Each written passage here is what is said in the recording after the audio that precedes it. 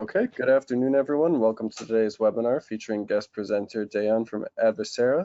We're also joined today by Mike Stasik, who's a Global Sales Development Manager at PJR.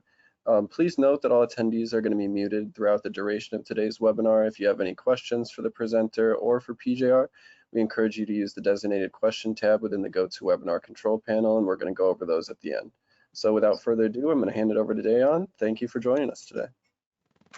Great, thanks for this intro. And I'm as already presented, I'm the CEO of Advisera and also the 27,000 expert at Advisera. So today I'm going to share with you my experience on how to deal with ISO 27001, in particular with internal audits and management review.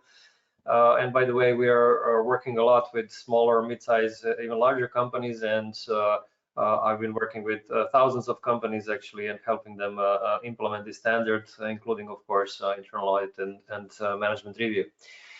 So let's see just shortly kind of my main idea here for this management review and internal audit is I would consider these as a kind of a health check actually before you go for the certification audit, because when you think about it, and I'll actually show you this in one of these next slides, is that these internal audit and management review are actually two most important steps before you go for the certification audit. And this is where you have, I would say, a unique chance to set everything up before you actually invite the certification auditor. So very important steps. Unfortunately, companies don't consider them as important usually, and it's definitely something that should be, I would say, done much more properly than it's usually in most cases done. So pay much more attention, and of course, in the webinar, I'll show you how to do it. Good. So let me see just briefly let me show you just briefly the agenda for today. I'll actually show you first these couple of last steps in the implementation, just for you to get a kind of an idea of where these internal audits and management review fit. And then I'll show you what is this purpose of internal audit and which documents are needed. Also, I'll show you these 5 steps that you have to do as part of the internal audit. I'll also show you this checklist example of internal audit checklist and show you one tool that will help you actually get that you can actually use to come up with the questions within the checklist. Then I'll switch to management review and show you the documents that are required for management review, and then I'll go through these inputs and outputs from the management review. So basically, I'll cover the whole thing that is needed for management review as well. And yeah, so if you have any questions, feel free to write these questions in the question pane even before we come to the Q&A session. So of course we'll have Q&A session at the end. But if you want to your questions to be answered even before the Q&A session, feel free to write it and I'll try to answer it before. Right, so let's start with these steps. So there's something like 15 or 17 steps in the implementation for 27001, but let's focus on these 4 last steps that you actually have to perform. So the things that you have to perform towards the end is this monitoring and measurement. So basically this comes after you already put your ISMS into operation. And this is where you actually have to collect all the information on how your ISMS is doing. And then you have to perform internal audit. So internal audit is basically a step where you have to want to check out if you're compliant with the standard. I mean, if your company is compliant with the standard, but not only with the standard, but also with your internal policies and procedures, where you want to find out if everything is fine. So it's very similar, I would say, in the methodologies. I would not completely same, but very similar to certification audit. But the difference here is that this internal audit has to be done by the company itself, meaning that these results are basically for you internally. So this is why it's called internal audit.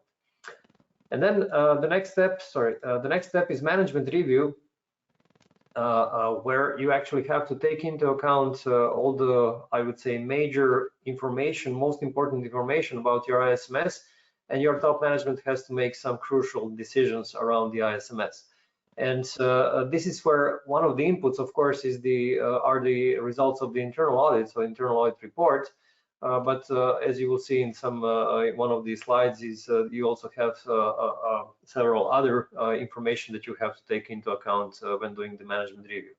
And finally, you have to perform these corrective actions that are, let's say, the results of the internal audit, but also the corrective actions that are results of a management review. So once you actually have all these corrective actions closed, or at least closed most of them, then you can actually start with the certification audit or stage 1 audit. So basically, these are the last 4 steps in the implementation. And as you can see, internal audit management review are here. And I would say these are really, really important steps for you to make sure that everything is fine. Now, I'll actually share with you a link to an article which explains these steps in more detail so that you get an overall picture. So let me just find the link here. Oh, and Dejan, just wanted to ask you a quick thing. So let's say is this presentation geared more towards a company that's already been certified, or is this geared towards everybody, somebody that's first looking into the certification? So basically, this is geared towards the companies that go for the certification for the first time. So the companies that are implementing this for the first time, and then they have to do the internal audit and management review.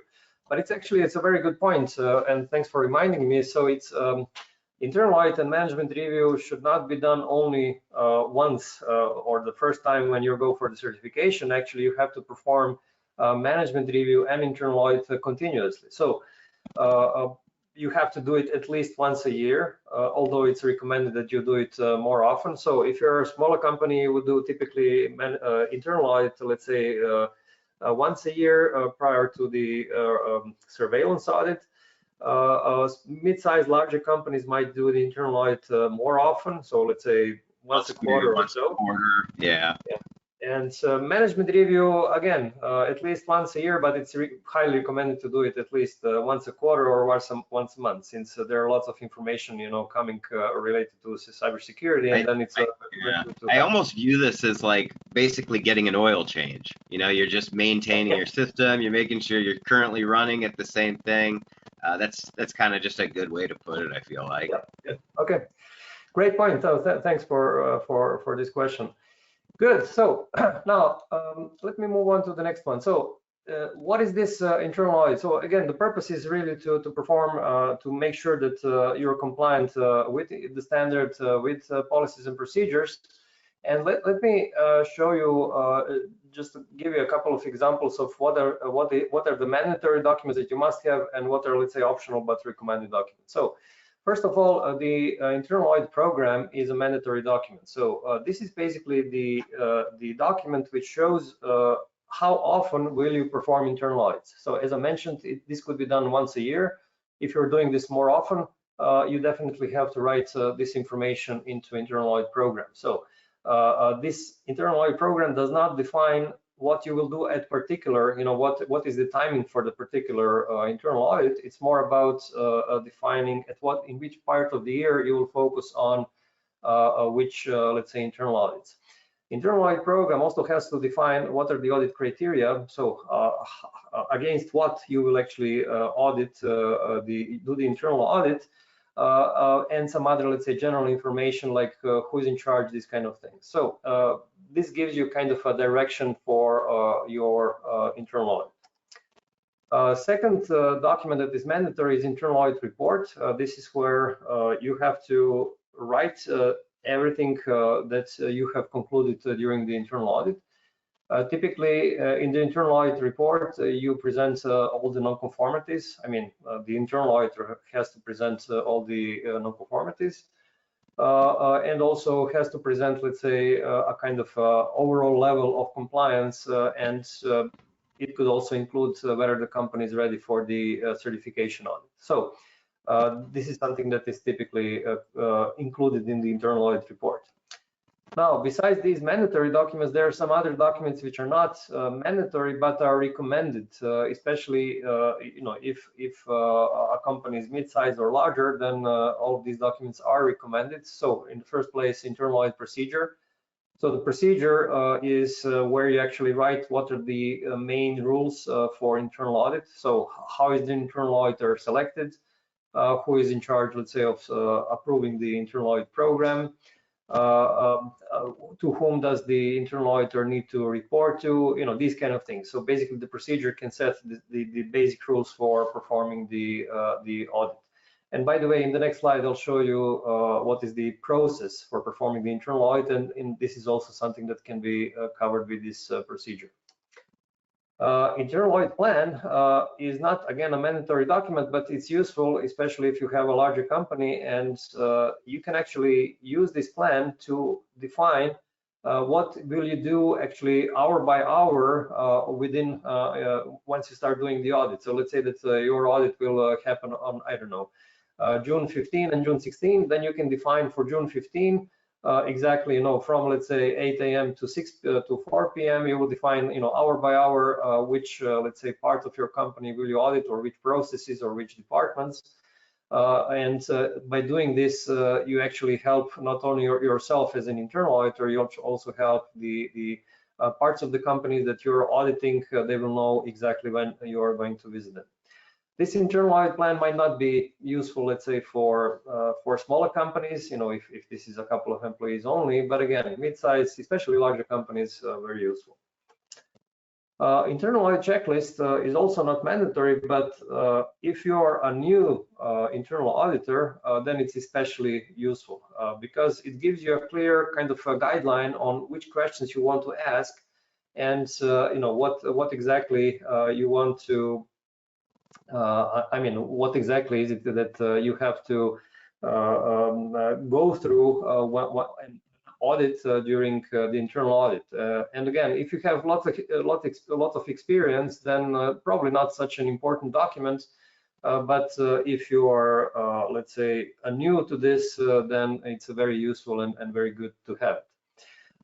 And I'll also show you in a couple of slides, how this internal audit checklist could look like. And then, Dejan, I just wanted to kind of chime in here to make it more like interactive. So, for instance, you're going through this. This is your first time. How long do you think the internal audit takes? Do you usually typically for like a small company, say like 1 day suffices? Yeah, so internal, for a very small, so let's say that the company has 5 employees, so a very, very small company. I would say for such a small company, typically this is only 1 day. Even if you are, let's say, 20, 30, 50 employees, you still can go with 1 day of internal audit for the whole company. But, if you're a larger company, if you're larger than 50 employees, especially, so I would say one criteria is really if the company, the size of the company. Second criteria is the how experienced the internal auditor is. If the internal auditor is very experienced, then he or she can actually do the audit much more quickly. So if this was, let's say, a company of, 200 employees, for an experienced auditor, this is probably 2 to 3 days of work. For a new auditor, for a 200 employee company, it's probably 5 days, maybe 6 days of work. So this really depends also on the experience. So I would say these are 2 main. That's why people that are listening, that's why it's good we have Dejan here explaining, because using somebody like him, obviously helps expedite the process as opposed to trying to do it internally. Also getting that extra set of eyes in there. That's something I highly recommend. Rather than, when people do internal audits at their own company, they tend to be a little bit more biased as opposed to if Dejan does it, because you got to think if you're working in a company, you're kind of grading your own work, so to speak. So having somebody else go in there and, check out the procedures and stuff, it's just a really good exercise, I'd say. Yeah, especially, again, if you're a very small company, it's very hard to find someone from within the company who can be they can cross-train. Exactly. Good point. For a 5-employee company, it's almost impossible to find the one that is independent, right? If you're already 50 employees, you might find 1 or 2 that are kind of independent. Of course, the bigger you are, then it's easier to find someone who whether you can do it. So yeah, it's yeah. Okay, anyway, so what is the process of doing the internal audit? So basically there are 5, I would say, steps here. The first step is really to do the document review. So this is where the internal auditor has to read all the documents really to find out exactly what the audit goes against. So what is exactly, what are the criteria against which you have to do the audit? Because the audit comes down to actually finding out if the company follows all the rules, right? But if the auditor does not know what the rules are, then he or she cannot perform the audit. So first thing is really to read all the documents to become familiar with all the security policies and procedures. And then the next step is to to create this internal audit checklist. Again, it's not mandatory, but very useful for a new novice internal auditor. And then this internal audit checklist is basically a checklist of what to do during the main audit, meaning which kind of questions you need to ask actually during the main audit. And then after you complete the main audit, then you have to report the results towards the top management through this internal audit report. And once this report is done, typically the internal auditor actually is the one to follow up on non-conformities. Because inevitably there are always some non-conformities after the internal audit is done, and the company actually has to close these non-conformities typically through corrective actions. So if the internal auditor has raised these non-conformities, typically he or she is also the person actually to follow up to make sure that these corrective actions are closed, so that all the non-conformities have been, I would say, eliminated. So typically this process has these 5 steps. Now I'll send you another link to another article which describes this in more detail. So let me find it.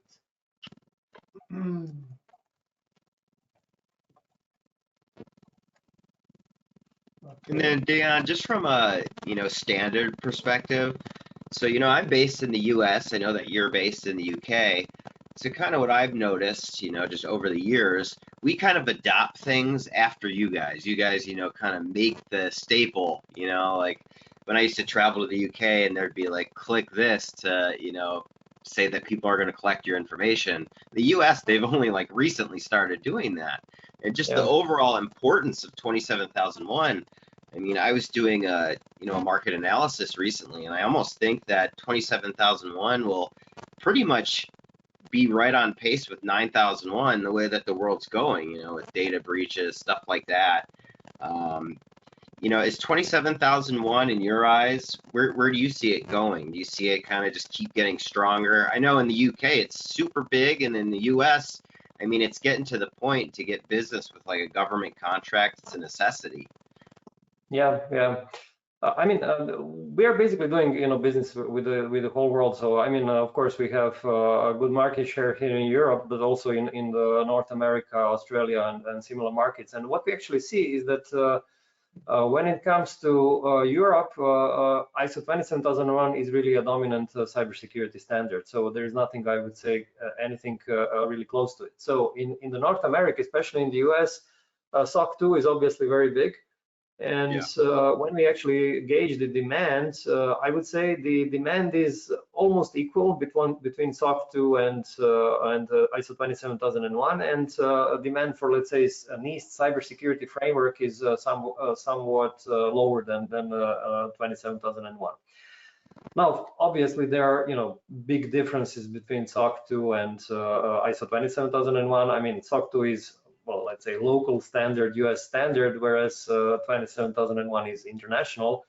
So typically companies that have international markets typically US companies that have international clients go for 27, whereas those that are more oriented towards US market only, they tend to look towards SOC 2.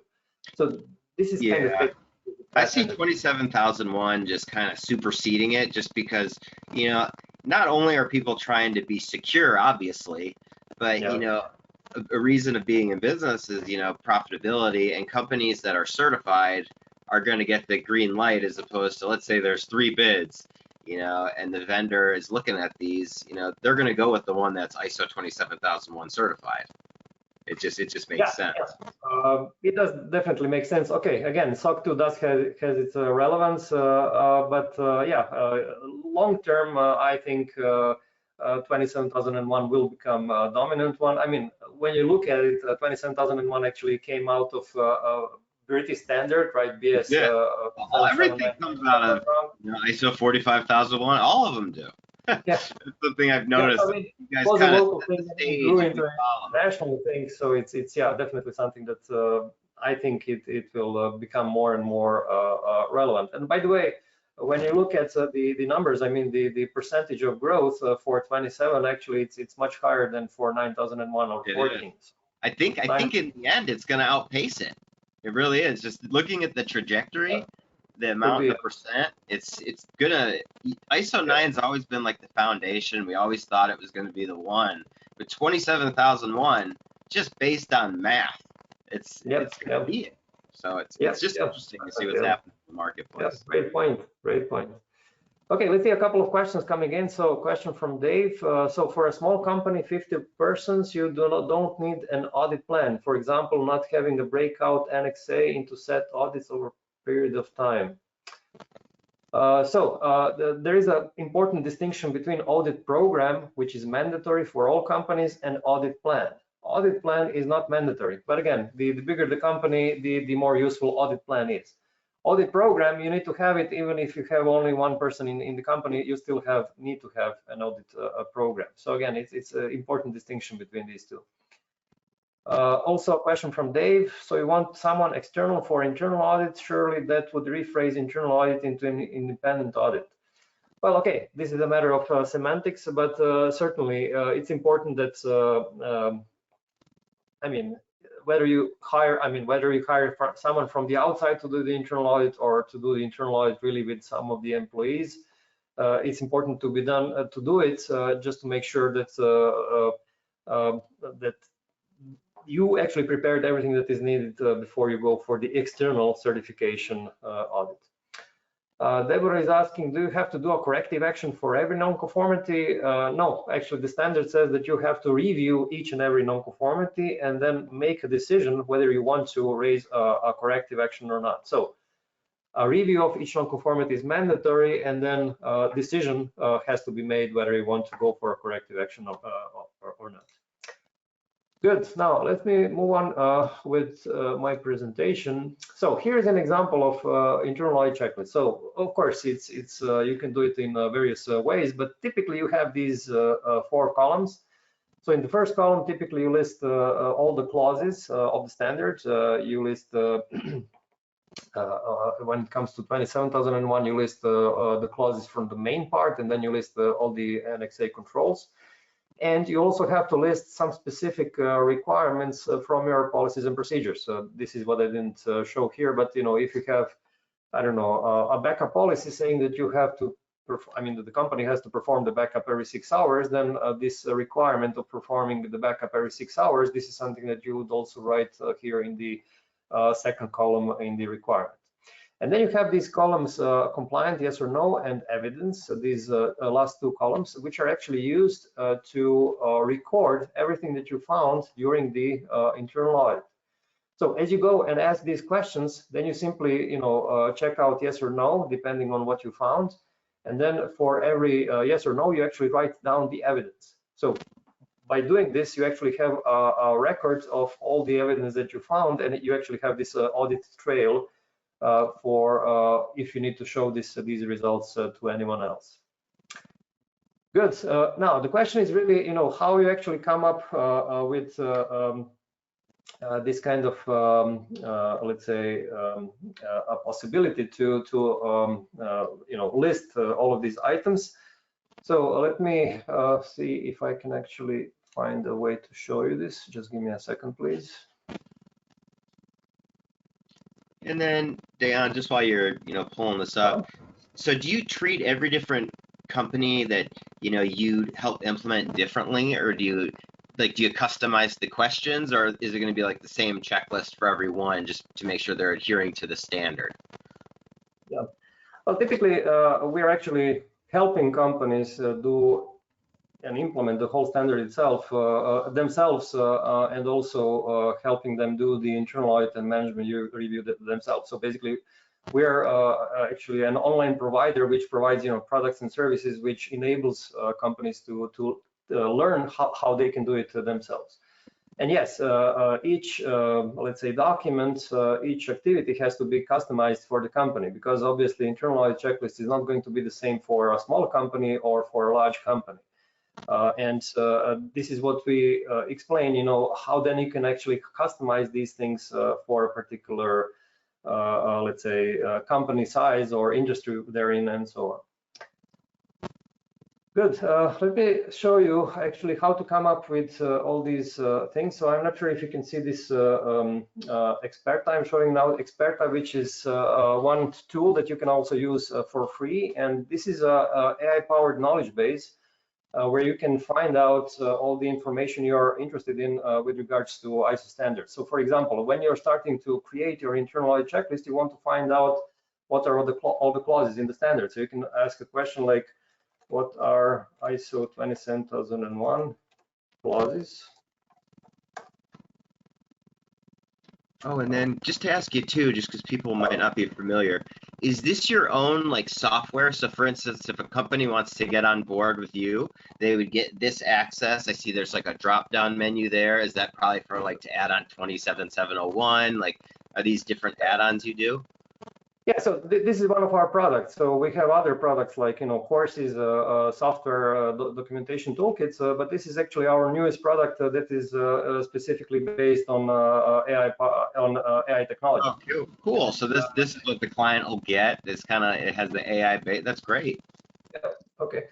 And as you can see here, the Experta actually lists you all the clauses of the standards, and of course you can drill down and ask what are the sub clauses. What is also very interesting is that you can actually ask it to list all the controls from the Annex A. So let's say you can ask, okay, list Annex A controls, and then it will show all the 93 controls that are part of the Annex A. And you can also, click any of these tell me more links, and then you can find out more about it.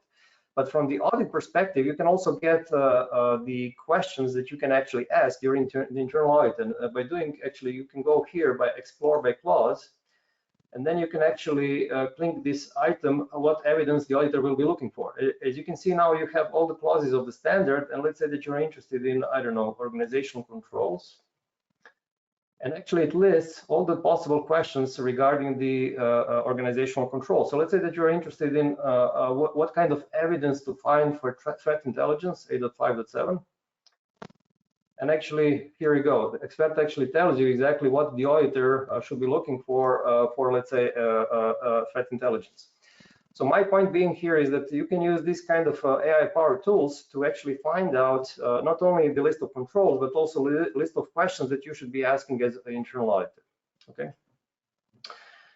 Good. Let me switch back to the presentation. Yeah. Yeah, this is going to be really interesting. Just the AI, how it's going to affect the implementations, the internal audits. It's just really cool to see in the industry and how it's going to blend itself in. Yeah, I mean, we feel that AI generally as a technology is game changing, and especially in this compliance. It's crazy, that thing that you just showed. I mean, it could pretty much do an internal audit. It could probably, it's just the amount of things you can do. It's exciting. So. Yeah. And unlike ChatGPT, which basically, is trained on any kind of data on the internet, here for Experta, we actually control the source, meaning that we actually created our own database of something like 40,000 questions and answers. Oh, and wow. This is for what actually Experta is using as a data source. So we have trained this Experta with our own knowledge, and this is how we make sure that the outputs, I mean, the answers are much more accurate than, let's say, ChatGPT. Oh, cool. So it's always up to date. You're constantly updating. It sounds like, yeah. We're updating on a daily level, so it's pretty big, I would say, operation there. Great. I mean, everything changes. It's awesome that it's updating for you. So. Yeah, definitely. Now, if we move on to management review, let's just jump into this a little bit. So first of all, the purpose, as I mentioned before, the idea, I mean, the purpose here is really for a top management to get an, I would say, overall picture of what is happening with security in a company and to reach some crucial decisions. And regarding documents, one document is not mandatory, but again, it's let's say suggested that you actually have it for a mid-size or a larger company. So this is management review procedure. Again, this management review procedure defines, everything that you have to perform. I mean, all the steps that you need to take. Who is in charge of, let's say, creating materials? How are the outputs documented and so on. What is mandatory is that you actually document the outputs from the management review, and this is typically done in the management review minutes. So these minutes are basically a written record of all the decisions that are made during the management review. And again, management review can be done once a month or once a year. This really depends on the, I would say, what the company feels is I would say, appropriate for its circumstances. But when you think about it, I mean, the top management does discuss security very frequently, right? Because it's become a kind of let's say, hot topic, and discussing this only once a year is kind of not realistic. So basically, what management review is a kind of a formal way to discuss security. And if you are discussing security at your, let's say, top level management, then you only have to put it in the form which is acceptable for 27001, and you have actually this management review. So again, it doesn't have to be some extra effort. It can be actually a regular part of your management review meetings. Again, it only has to include these inputs and outputs that I'll show you in the next slide. So my point is, you don't have to make a big fuss out of it. It's basically something that you can include in your regular doing in your regular job as I mean, in your regular meetings of top management. Yeah, so let's see, what are these inputs, what the standard actually requires you need to review at the management review meeting. So first of all, you have to review all the actions that were concluded at the last management review. So let's say that the last management review, you concluded that you needed to perform certain tasks like, I don't know, change some documents, or I don't know, raise the budget, or make some purchases. So whatever you have decided in the last management review, you have to now review the status of all these actions that you concluded before. You also have to take into account changes in internal and external issues. So for example, internal issues could be that you have some new security products, that you have some new, I don't know, departments, these kind of things. External issues could be that there are some new security technologies or trends, these kind of things. Then you have to take into account feedback and trends on security performance, and these can actually be done through reviewing non-conformities, corrective actions, because then you actually see trends on what is happening. Of course, you have to take into account the results of the internal audit, or I mean, read the internal audit report.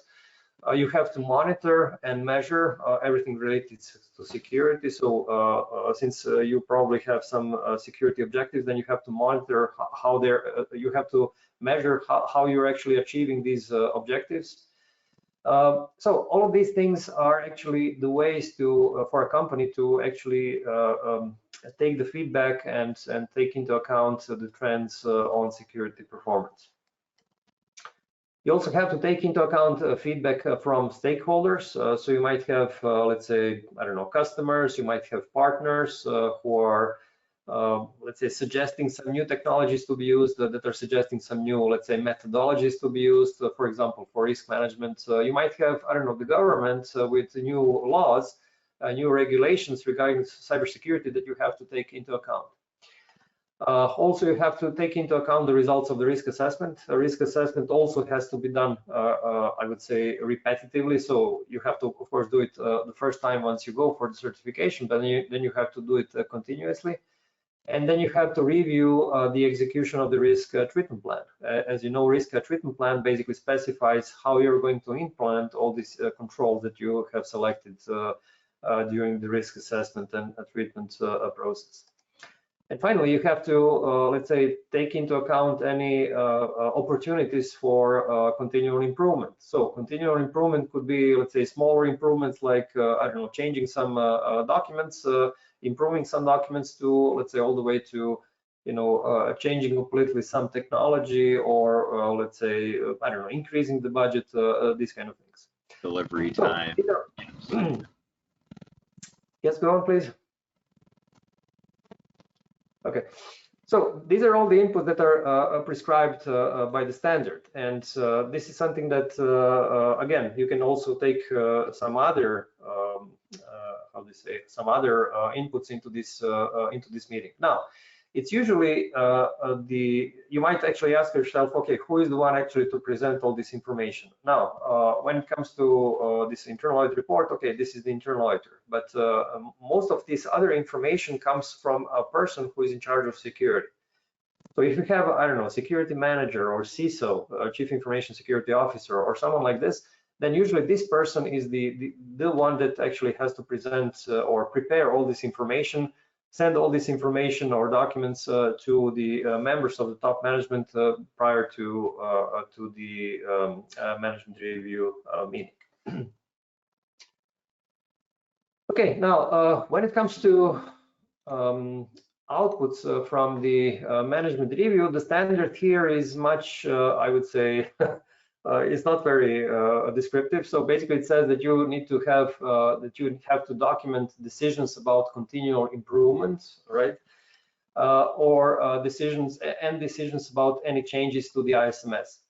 Now, let's actually ask Experta what this could be. So let's see some examples of what these actually decisions could include. So let's ask the questions. Output from management review. Okay, what are the outputs from management review? And yeah, so what are the outputs? So the outputs from the management review are usually documented in management review minutes. Okay, they include these decisions about continual improvement, about changes, date of the meeting, name of the participants, and actually when you scroll down, you will see some examples. So you can have, let's say, changes in security objectives. Okay, let's say that you are setting new security objectives that you're, I don't know, if you had, I don't know, an objective that you had a 20% of decrease in security incidents, then you can say, okay, now we want to be even more ambitious and we want to decrease the incidents by, let's say, 25%. You could have changes in the ISMS budget, right? You could have, I don't know, simply a higher budget for some new technologies or something like this. You could have changes in the methodology, how you assess risks. Maybe you have found out a new way to do this in a quicker way. Changes in particular policies and procedures, right? Okay, let's say classification policy, access control policy. Changes how effectiveness of the ISMS is measured. Very often this is a kind of tedious process where you have to measure all of these things, but there might be some kind of a new software which actually makes this more easy. Changes how the corrective actions are reported and resolved. So again, these are all the examples on what you could have as outputs from management review. And what I'll do now is actually I'll share this link to this answer. And what you can actually do is when you click this link in the that I'll send you now, you'll be able to see this answer in Experta, even though that you're not registered, right? So you can actually, if you want to use Experta, then you can also share these links with your colleagues, and they will be able to see all of these answers without them getting registered. So Experta is the product, really. The whole, you know, that's the package. When a customer comes to you and wants to get ISO 27001 certified, that's the package they're getting. So they'll get access to Experta, and that'll kind of manage all their, you know, their management system. That kind of sounds like what it does, right? Yeah, this is one of the products that we're having. This is, I would say, a knowledge-based product. We also have a product software, GRC software, which helps you, you know, with the risk management, with the, you know, all the documents and so on. We also have online courses. For example, one of the courses is for internal auditors, right? So if you want to become an internal auditor, then you can go through one of our online courses. So we basically have these three, I would say, major products. Again, Experta is a knowledge-based product. Conformia is our other product related to risk and governance, and the courses are online courses. So these are the three products. Okay, let me see a couple of questions that are coming in. So there are actually many questions coming in. Let me try to answer. So Helen is asking, is it recommended to have a SOC 2 in addition to ISO 27000 certificate, sort of like a second, third-party report on how well your ISMS actually works? I would say this is a matter, a marketing matter, less a security matter. So if there is a demand for your company to get SOC 2 certified, because this is required by your clients, then by all means, go for it, because this might actually bring you some additional revenue. So for me, this is more a business issue than a strictly a security issue. Milagros is asking, can we have a copy of that internal audit checklist? I can send you also a link to this software where you actually produce all these documents, so you can actually see all these. I mean, you can create all the documents and do all the risks. So let me just write you the. Let me just find the link.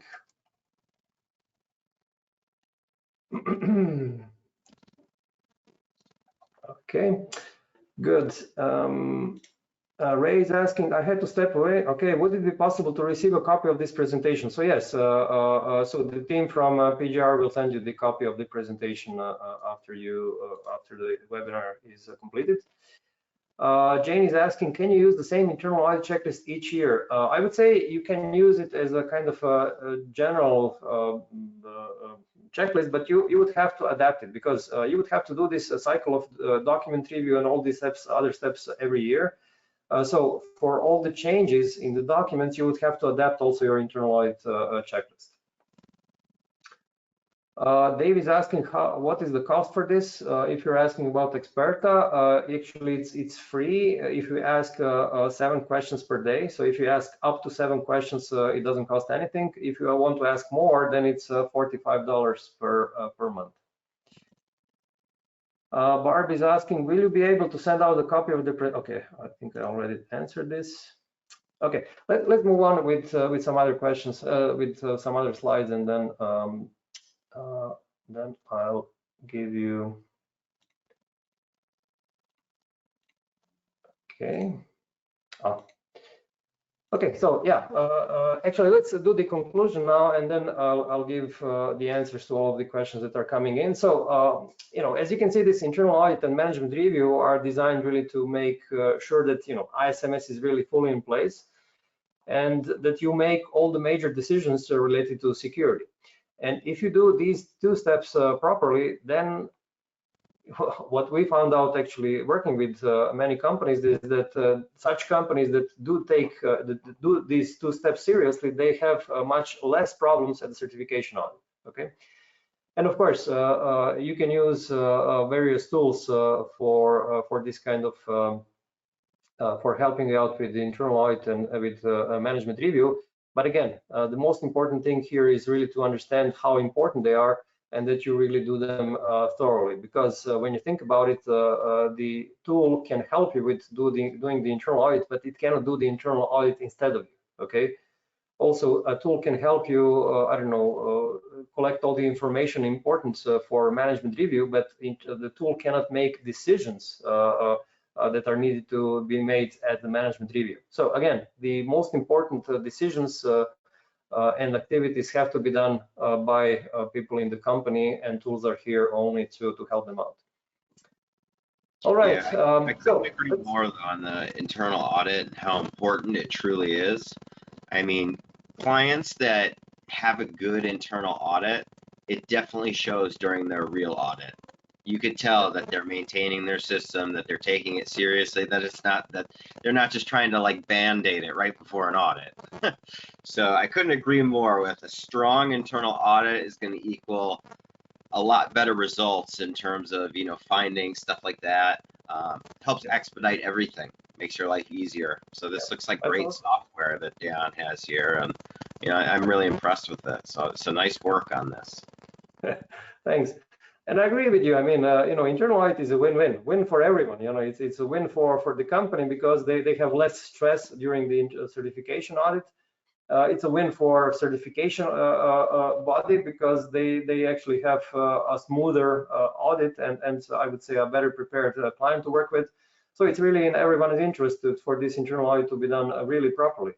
And I mean, it's mandatory. You cannot go around it, but you can, since you have to do it, then it's better to do it properly rather than, just not properly. Okay, good. So there are some questions that came in the meantime. So Cynthia is asking, is the risk assessment performed internally by a company employee? Usually it is. Of course, you can always get some external help, a consultant or let's say, I don't know, a tool like a software and so on. But again, no matter which kind of software or consultant you're using, the company itself has to make some crucial decisions.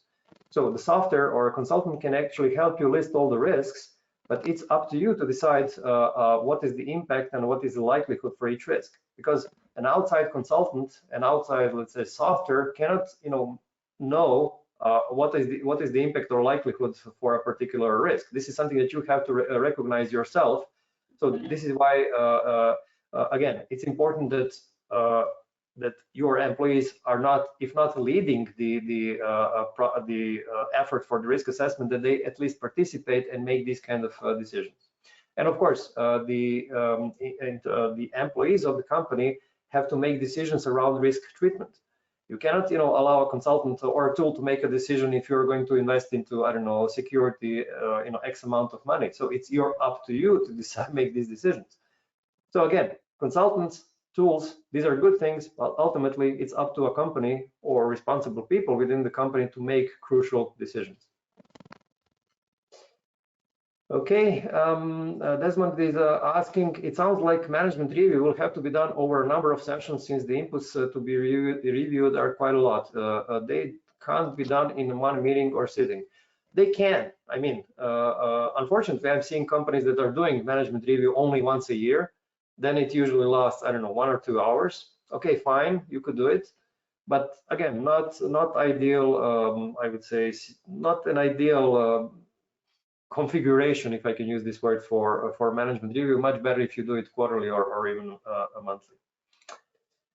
Mohammed is asking, I'm surprised that action points are missing in the management review. If you mean the outputs, the standard is very short. It basically says that you have to, make decisions on these 2 items.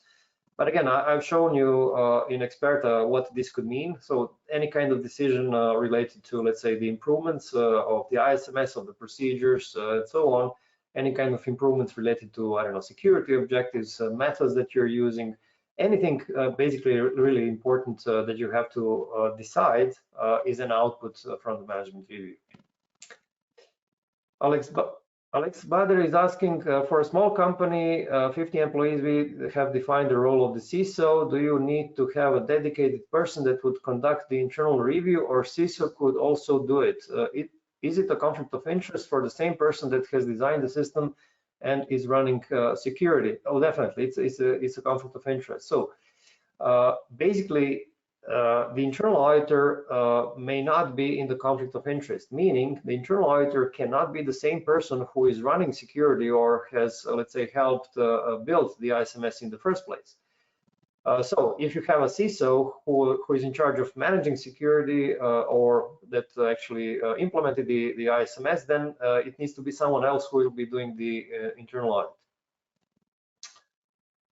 Okay. Alexander is also saying, does it make sense to do internal audit in one go, or it makes sense to separate the sessions and topics, for example, auditing HR, then IT, then development, and so on? One approach would be gradually covering the whole ISMS, or just going in one sprint and maybe missing some details. This really heavily depends on the size of the company. Again, if you are 5 employees only, which by the way, we have such companies working with, it doesn't make sense really to kind of break up the internal audit in these separate sessions. So for really small companies, I would say up to 20, 30, 40 employees, you typically do it in one day, in one basically internal audit. If your company is a couple of thousand employees, then of course, then you will say, okay, on this day I'm doing only internal audit of IT. On some other day I'm doing the internal audit of human resources. On some other day I'm doing the internal audit of something else. So basically, it really depends on the size of the company. Anil is asking what should be the time gap between the internal audit and external certification audit. Actually, between internal audit and certification audit, you have a couple of steps in between. You have the management review, and then also you have the time for closing the corrective actions. So I would say that if you actually have, let's say, you can have the management review 1 or 2 weeks after the internal audit. But then if you take a couple of weeks to close all the corrective actions, this means that after the internal audit and management review, the time between internal audit and ultimately the stage 1 of the certification audit could be 1 or 2 months. Again, because the internal audit is followed by the management review and corrective actions, and you need to have time to do this properly and not too quickly. Yeah. Hey, Dejan, got a quick question for you. So let's say I'm a brand new customer. I don't really know anything about 27001 at all. I have a customer that's telling me, I have to have it to get their business. I'm going to reach out to you. What are the steps? What happens after that? When I say, hey, I need to get this, what would you do? Yeah, so typically, when a company that, has nothing really, no management system, no knowledge about the standards, typically this person usually speaks to our experts who then recommends the best product or the best approach. Typically, these companies have 2 approaches. One approach would be to hire a consultant, and then the consultant actually takes this company through the whole process. The other approach would be that this company actually organizing the implementation themselves and are using some kind of online tools to help them out.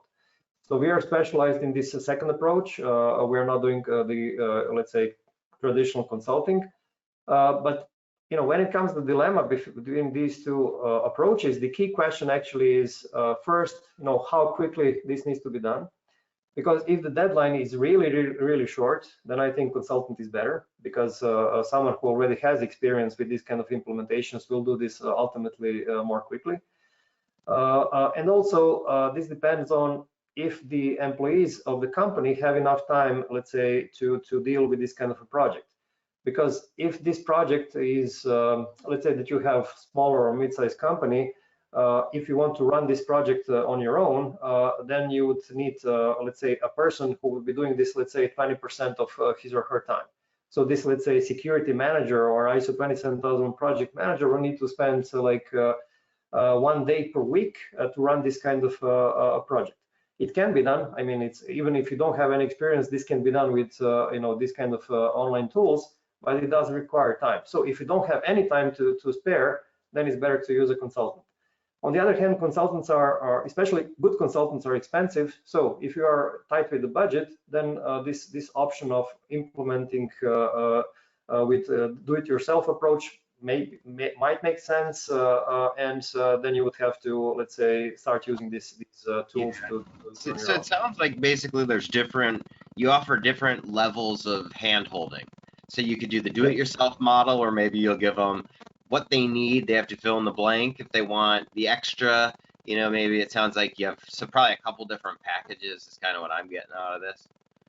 Yeah. Basically something like this. So again, it's every company is different, but essentially it comes down to 2 options. Either you do it with a consultant, either you do it with do it yourself with an external help.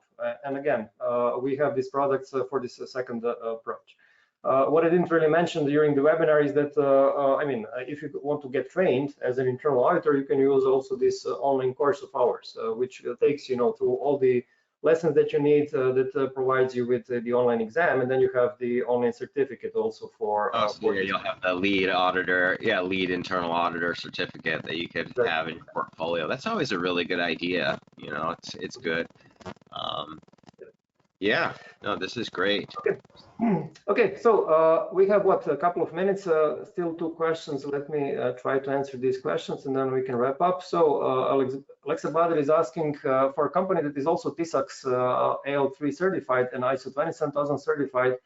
Do you think that it makes sense, more sense to have an outside organization perform the internal audit, or it might be done by CISO or a trained internal auditor? Again, we are speaking about small company of 50 employees. So CISO cannot be doing the internal audit. This is a conflict of interest. Whereas for 50 employees, you probably could find someone from within the company to do this internal audit. Doing internal audit with your internal employee is better because first of all, it's cheaper. Second, the more you do it, the more this internal auditor can actually find out things that maybe someone from the outside might not find. So I think, ultimately it's better to have your own employee who is doing the internal audit. Of course, this internal auditor doesn't have to be a full-time internal auditor because it's not feasible for companies of 50 employees.